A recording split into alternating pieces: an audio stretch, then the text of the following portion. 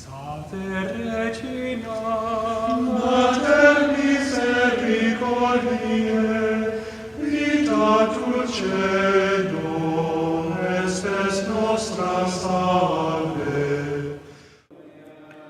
The Lord be with you. A reading from the Holy Gospel according to Matthew. This is how the birth of Jesus came about. When his mother Mary was betrothed to Joseph, but before they lived together, she was found with child through the Holy Spirit.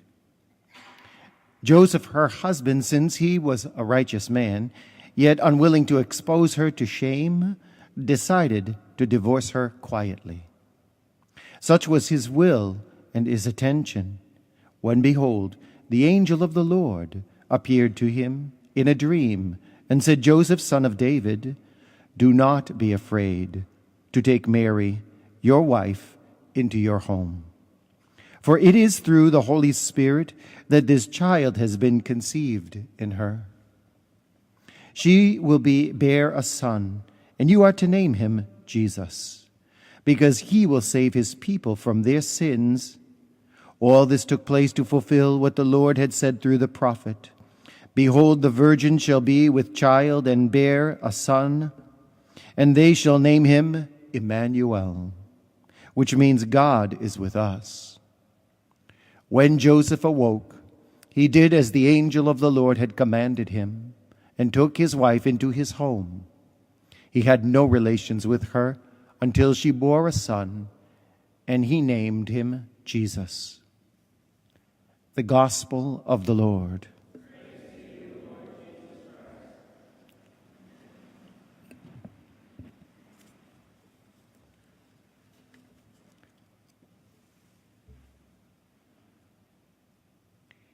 If you would sit down with this reading and live in it for a minute, and even if you're a woman, to put on the clothes of Joseph for a moment and wrestle with what Joseph was dealing with here. He was literally between a rock and a hard place.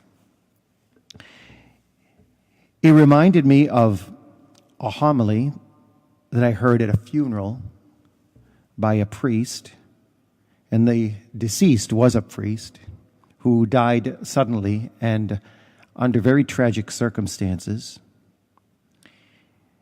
And this priest began his homily by saying something like this: who is this arrogant God who storms with thunder and disturbs our life?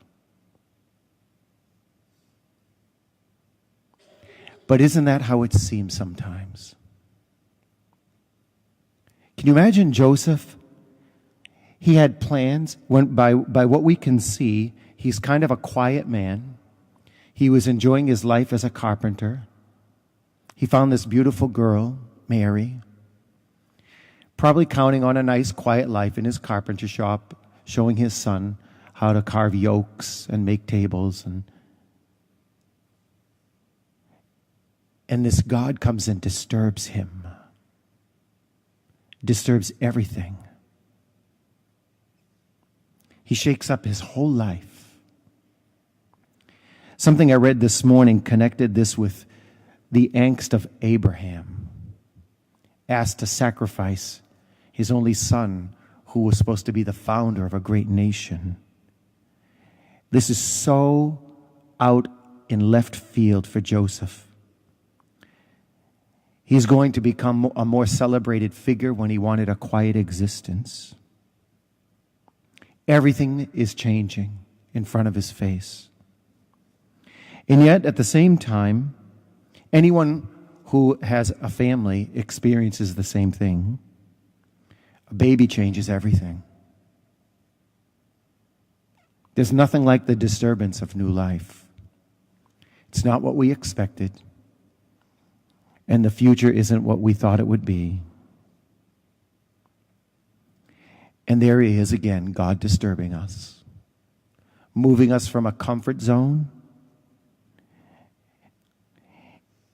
something that I learned actually from the movie The Hobbit. You can look at it one of two ways. You can either see it as a disturbance of your life or a fantastic adventure.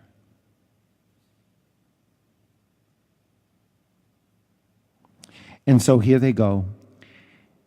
Now Joseph,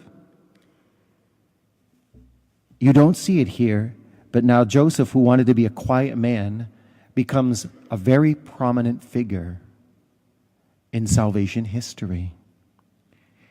He is given the privilege of naming the baby. In other words, he becomes a prophet before the ministry of John the Baptist, who says, God is with us. And not only does he name the baby quietly in his family, but he names the baby in a liturgical context. He has to name the baby at the presentation of the baby for consecration at the temple. This is where it's done. This is even bigger than naming your baby at St. Marie's Parish at a baptism in front of the whole congregation. This is the announcement he is giving the privilege to make to really the faithful for the whole world, for all time. His name will be Jesus. And when he names the baby Jesus, he speaks for all of us who would allow God to disturb us periodically when he enters into our lives. And instead of seeing our plans all messed up and disturbed, we give it its proper title. It's Jesus again.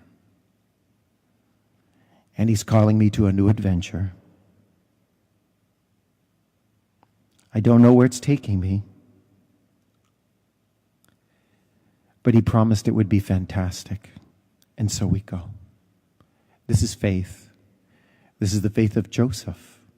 It's the faith of Mary. It's the faith of the church. And it's your faith.